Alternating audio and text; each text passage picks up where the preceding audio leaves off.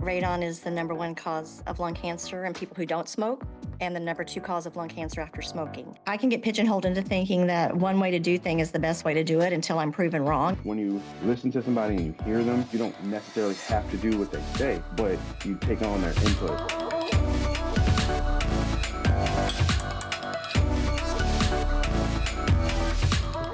All right, welcome to another episode of Relocation Leader. I'm your host, Zac Turbes, and today we have Zan Jones, the VP of Marketing and Sales from HBP Radon Protection, and we also have Deontae Dodd-Hrobowski. Deontae manages logistics and production supervision at HBP, and we want to welcome you guys to the podcast. Thank you. Thank you, Zac. So do you guys want to give a brief overview of kind of like who you are, what you guys do at HBP? Sure. Yes, HBP Radon Protection provides radon protection for people who are relocating. And the relocation plan is to help protect people from lung cancer. Radon is the number one cause of lung cancer in people who don't smoke, and the number two cause of lung cancer after smoking. And so HBP Radon Protection provides a radon protection plan for the transferee, either from the home they're selling or for the home they're moving into. Nice. And Deontae, what do you do at HBP specifically in your role? As Dan explained the plan there, I am the one that usually facilitates that plan, gets it going. Also, I carry out the action if need be. So a lot with the radon, you have mitigations, and those mitigations need to be scheduled, handled. That's me. That's a big part of what I do. Other than that, it's a lot of client relations and obviously, you know, the day-to-day customer calls and things like that. I've heard of radon, you know, when we buy the house, but I admittedly, when I heard about it, I didn't really know what it was. Do you think you can give sort of a brief overview of kind of like what radon is, where it comes from? You know, is it more prevalent in some areas of the country versus others? Just kind of a general overview of that. Radon, basically, from the earth, it's the decaying of uranium in the soil. Dirt dies, it gives off a gas. In that gas comes other particulates and radon as well. So that gets into your lungs. It starts to mess with the chemical, the DNA structure of the lungs. There's other links that we found for other types of cancer, but lung cancer being the most prevalent of it. And it's like secondhand smoking. The more you're around it, the longer you're around it in a high level, you know, the more potential you have to then get cancer, you know, get lung cancer or something like that. So yeah, it damages those cells and tumors, cancer. And it seeps into your home from the ground through cracks in your home's foundation, cracks in or basement walls, floor joints, anywhere there's a space to enter the home. That's how it creeps in. And even in our energy efficient homes, which is great to have an energy efficient home, but it also traps the radon inside the house whenever you have an energy efficient home, and it can't escape. Radon varies between houses in the same neighborhood. It can vary, even we've tested apartment complexes, and it can vary between neighboring apartment units in the same building. So the important thing is just for each person to test their own home. And what does a radon mitigation system actually do? Like, how does it work? Basically, what they do is they come in and they test pressure for air, surfaces, and everything in the basement. And what they're trying to do is find a suction point that'll give them a nice flow where they'll put a fan to draw the air through a pipe out the side of your house. Like, very simple explanation of a mitigation system. We serve a broad audience of corporate clients. Why should, global mobility HR professionals really care about just radon and mitigation and, checking for it? For a corporation that's trying to move an employee, they want it to be very seamless. And so if the transferee is trying to sell their home and it comes up with high radon, that could cause the sale not to go through, and it could hamper their moving process. Or the home they're moving into, if it has high radon, they could be exposing their family and themselves to potential lung cancer risk. And potentially now with people working from home more on occasion, even if they're going into an office, they may be working at home some of the week, people can be exposed even more. We at Relocation Leader, we like to, bring on people to help explain, things surrounding relocation, but we also really have an interest in equipping leaders for, their growth as professionals. And so I was wondering if you guys had any, advice, any interests that would help sort of improve people's ability to lead in their organizations and to grow professionally. I mean, one thing for me, especially as don't be afraid to try new things. Don't be so like bogged down in your, I want to be an executive in this or something like that. Like having another skill can help you in your pursuit to whatever it is you want to do. So yeah, I mean, never be afraid to take that chance or again, try something new because this was super new to me. I was a temp, when I first started here and look at me now. How about you, Zan? Yeah, so I think a couple things come to mind. And first of all, for leaders, is to me, trust is just such a big issue. And not just trust in that I trust you to tell me the truth and be nice and moral, and but just trust in your ability to do something. And so I have a lot of respect for leaders that know how to do the work as well as managing people doing the work, that they actually I trust their ability. I trust that what they are saying can actually be done or can't be done. But I think, to me, trust comes into it's part of our industry in general, the relocation industry. There's so much trust because people are trusting you with their livelihood and their family and really personal things, emotionally and professionally. So, and one thing I've noticed in an organization is if I don't trust my leader, and I've worked in both. I've worked in organizations where very high trust, and I've worked in organizations of low trust. And if it's a low trust environment, people don't tell the leader what he or she needs to hear. They hide information because they don't trust the leader with it. And so, um, the more trust that you have in your organization, hopefully, the better the organization will perform, and the more respected the leadership will be. With trust, like how do you foster trust in that environment? So like how do you create an environment where, people start to trust each other and particularly to get business done if trust is required, like how would you fix fractures in trust in an organization?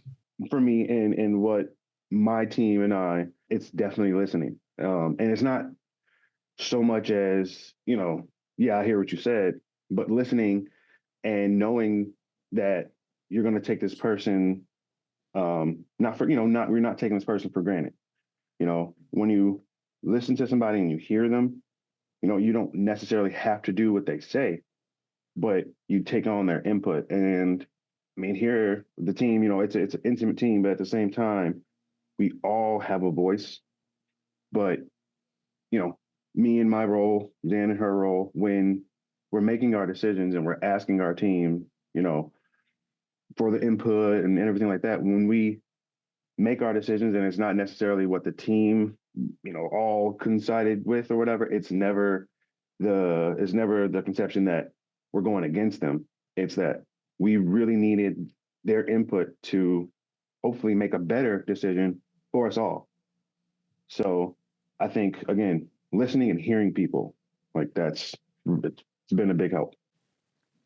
I think too sometimes we forget that even if somebody presents an idea and we don't end up going with that idea still has value in that it helped you think through the other ideas Yeah. more carefully, like it's kind of one of those iron sharpening iron things where it's like, we may not have gone in this direction, but even proposing this really helped us think through our original or the final direction more carefully, Yeah. and I think that's valuable. Yeah. Yeah. And again, you I don't do agree. that unless you hear people. You can listen all the time and go in one ear out the other, but when you hear them, you consider it, you can think even more clear and, even better decisions are made, choices are made. I made a big mistake. I feel like kind of early in my career as a manager. And I think about it every now and then. And so kind of it had to do with a hiring decision. And I had to hire someone who, for a position, it was a construction superintendent job, which is a very difficult job, managing a lot of different people. It's a very confrontational environment, construction, commercial construction.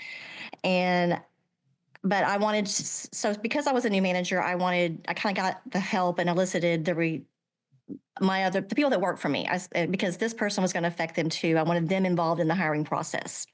And so these two people came in, and the first guy was super likable, so nice. He's like, yeah, I'd love to try this job. It sounds pretty good. I'd love it. And then the second guy was, I want this job. I can do this job. I've been really working towards this. And so my team wanted to hire the nice guy. They liked him better. But I wanted to hire the serious guy because I thought he was more focused. And in my opinion, I thought the job required that. So I hired him and went against them, my team. And it wasn't ugly. It was just, I just thought, if I'm going to ask for input, to your point, Zac, I guess I don't always have to take it, but I certainly need to be careful because I don't want to minimize my team members' input, because now will they be involved? And next time something happens, are they going to be like, well, Zan's going to do what she wants? So because I do value people on the team's input, and I know that I like it when my boss and my manager wants my input and is thoughtful about it and the consideration of it. So, but I do think that communication is a big part of it as well. And the trust factor, kind of over communicating in a way that even if you have to tell people, customers, coworkers, your boss, things you don't want to have to tell them or they don't want to hear, sometimes that helps build trust because they know that you're willing to tell them that. And you're willing to say, no, I know you want they know you want the business, but we just can't do that. But here's what we can do. And then they trust that you're not overcommitting and, even though it can go against the grain to tell something to someone they don't want to hear. But circling back to your point about communication and trust, I do think that's a big part of it. Yeah, one thing that's helped me in communicating with people about ideas where we may disagree is the whole closed hand, open hand deal, and really trying to, kind of keep account of the things that you're willing to budge on and the things that you aren't willing to budge on, and trying as best as possible to kind of keep that list of things that you aren't willing to budge on as small as possible, because then that helps you keep an open mind.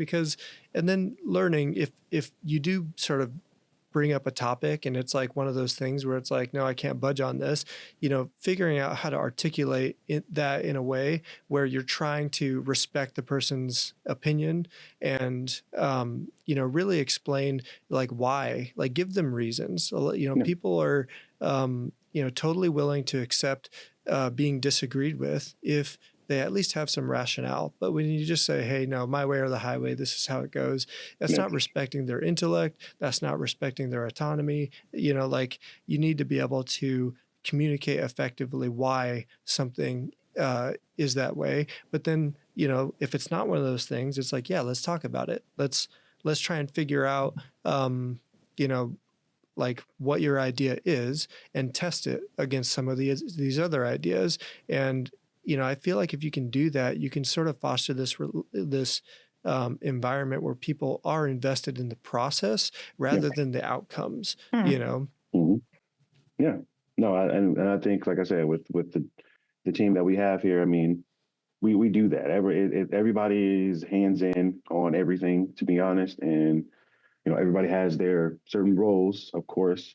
I mean, it's like a basketball team, dude. You got your power forwards, you got your centers, you got your point guards, you got your forwards. So you have that role, but everybody knows that it's all hands in, every time to get the goal, to get the win. I was about to say, like, yeah, if you have a team of 5 centers, you're not going to win many games. I'm like, but what if it's 5 Shaqs? Like, I don't know. I mean, it would have to be Jokic. Yeah.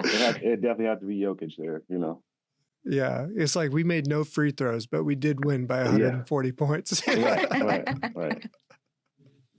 Oh man, it kind of does remind me. So when we're talking about, trust and, winning over people by listening to them, being able to like articulate what their idea is and pointing out merit in those ideas and stuff like that, it really does kind of bring me back to listening to families, what's important to them. Hey, we really have to do this radon test and this is what we found.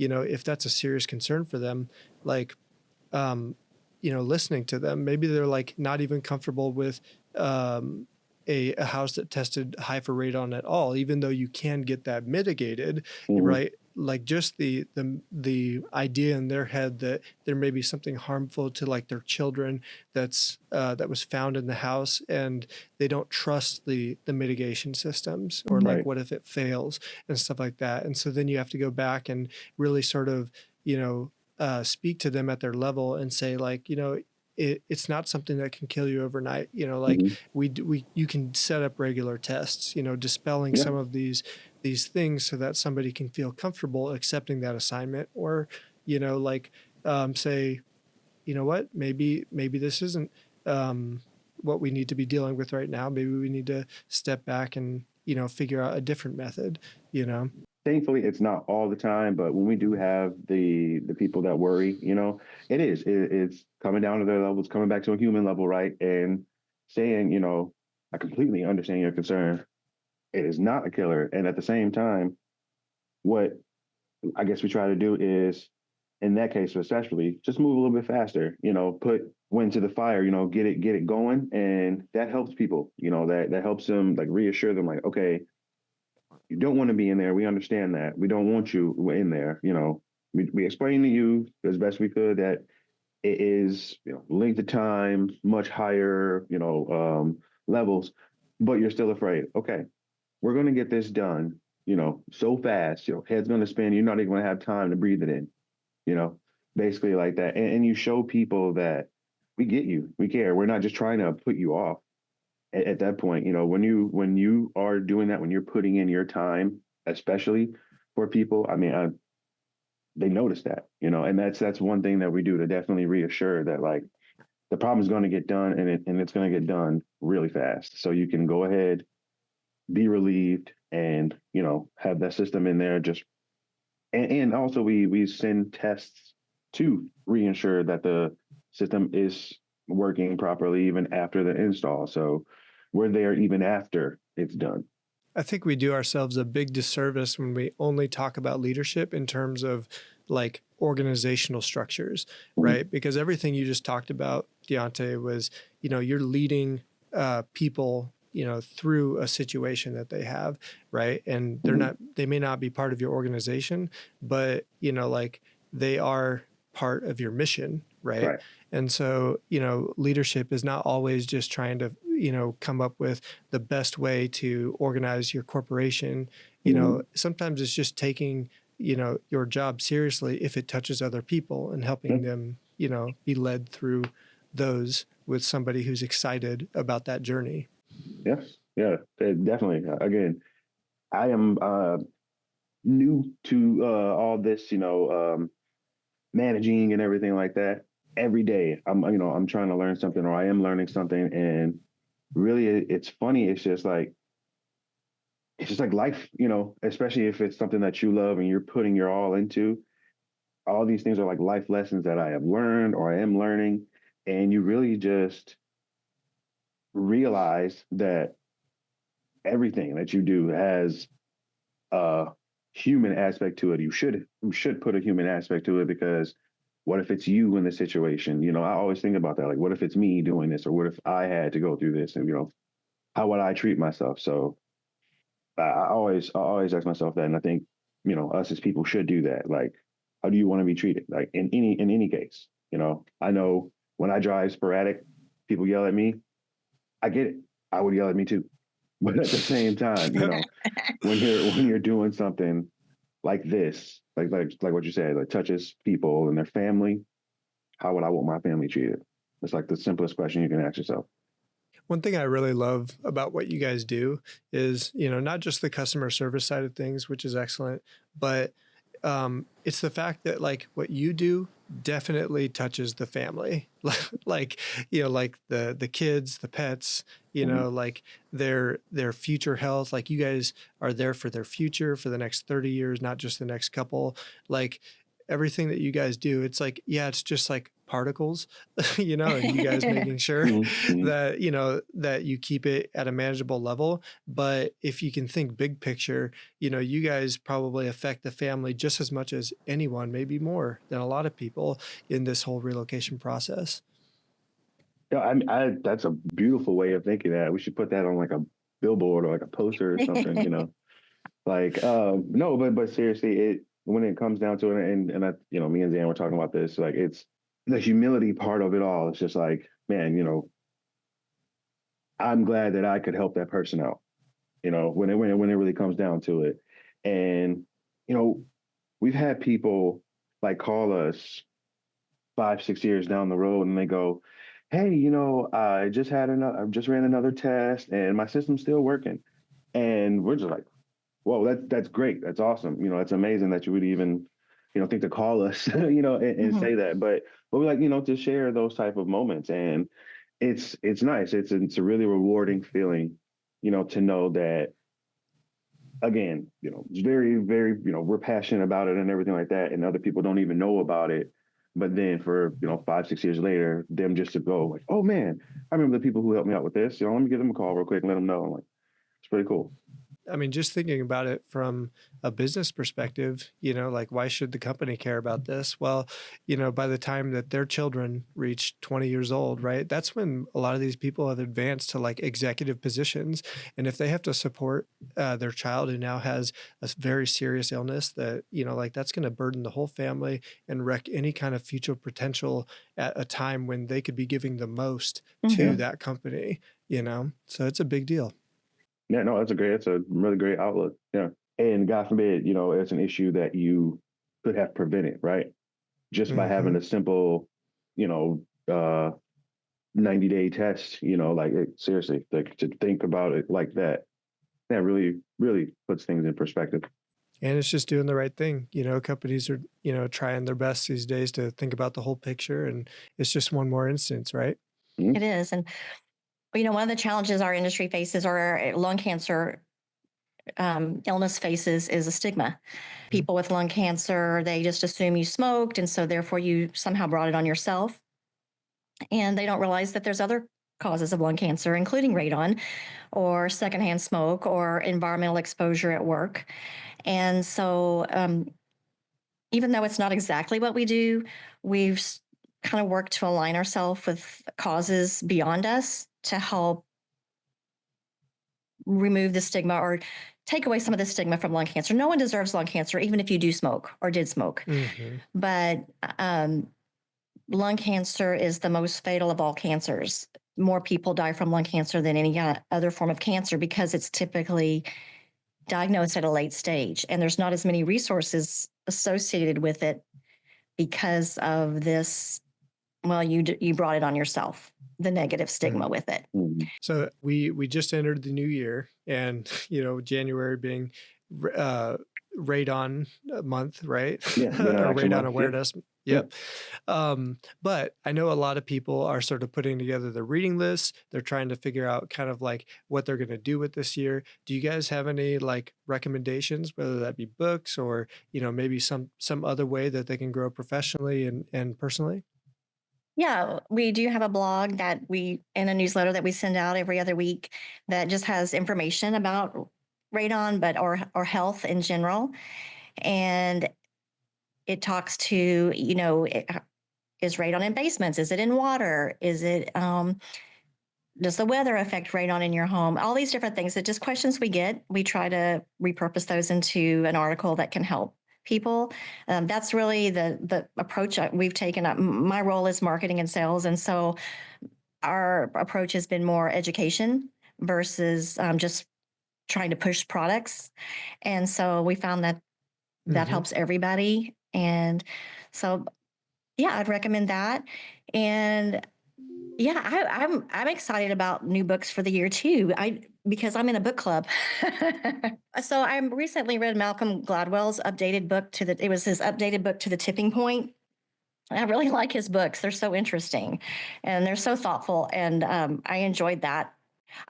So he went back to his book that's very old. I mean, several years. I mean, is it 10 years old or 20 years old? I think it's 20 years old.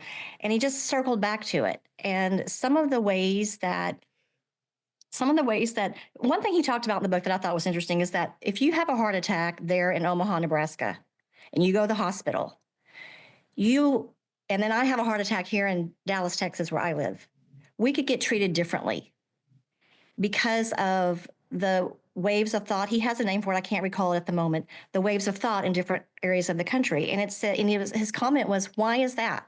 Why isn't the way you treat a heart attack? We've had medical schools for hundreds of years. Why isn't that a streamlined approach the same everywhere? We all go to medical schools, or doctors all go to medical schools. Why is it different in different parts of the country based on schools of thought in that area? And so I think that's really interesting how you can kind of get into this groupthink mentality just based on your environment and where you are. And you think certain things aren't possible, or certain things are possible, or this is how it should be done. And so I found that I don't know what to do with it necessarily, other than keep an open mind to different things. I can get pigeonholed into thinking that one way to do thing is the best way to do it until I'm proven wrong. And sometimes I should just go for the change and try something new anyway. No, I read comic books, so like Oh, I'm there you looking go. at some right now. Like I got my Spider-Mans and stuff. I'm a big Marvel fan, so Well, then I got to ask you, if you could be any superhero, who would you be? I mean, Spider-Man, like all day. He's like my Superman. He's like the altruistic guy. He has his things. He's human. He's a human being. I say he's my Superman in the fact that he's like that guy to me, right? He is not Superman in any way. Like I don't even like the comparison. Spider-Man is Spider-Man because he's a human being trying to do what's right as a superhero all the time. And it's like, how can you have all of this power and not just like go crazy, right? And not just be like, can't tell me anything. But at the same time, he's like, dude, I have to do what's right. And life is always just being life with him. And it's crazy. It's crazy to see this dude try to be a good person, get, just stomped on all the time, but still comes through for, people he doesn't even know. Again, putting things in perspective, it's like, okay, I'm going to try my hardest for me. I'm going to try my hardest for, whoever I'm helping, whoever, is in my life, things like that. So I wish I had the webs, but at least I have that, with the great power comes great responsibility. So I really dig that with Spider-Man. You know what? The thing I love about comics is like, there's something to be said about, like reading a book and letting your mind sort of like paint the picture and, develop your imagination that way. But it's really neat with comics to be able to see what other people's imagination and like has been and how that's been expressed, because you get the visuals with it, and what they say, like a picture's worth 1,000 words. So, like reading a comic, you get to see just so much expressed. It's like a smorgasbord of human achievement, So anyway, well, I wanted to thank you guys so much for coming on to Relocation Leader and, sharing your insights, for talking with me through all these things, helping people figure out their book list, get some comics on there and stuff. But thank you guys so much for coming on and being a part of this. Thank you. Thank you, Zac. That was another episode of Relocation Leader. Thank you guys for joining, and we'll see you back in 2 weeks.